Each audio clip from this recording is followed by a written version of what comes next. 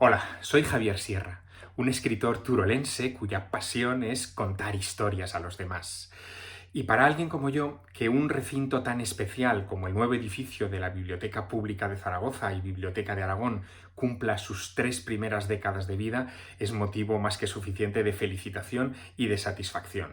Las grandes bibliotecas son uno de los constructos intelectuales más maravillosos que ha logrado acometer nuestra especie. La primera de ellas de la que tenemos memoria data del siglo VIII a.C., es la biblioteca de Asurbanipal, la famosa biblioteca de Nínive de tablillas cuneiformes. Y desde entonces ya dedicamos estos magníficos lugares a preservar la palabra escrita para las generaciones futuras. La invención de la palabra, la invención del libro y la forma de transmitir esas historias perennes al futuro nos caracterizan como especie y nos hacen cada vez mejores. Por eso, que un lugar como la Biblioteca Pública de Zaragoza cumpla 3 décadas de servicio en su nueva sede es motivo más que de satisfacción y de orgullo.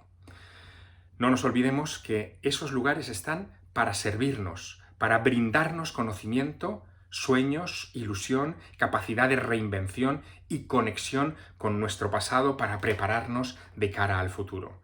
Visita, por tanto, esa biblioteca, hazte socio, acércate a los libros y vuela.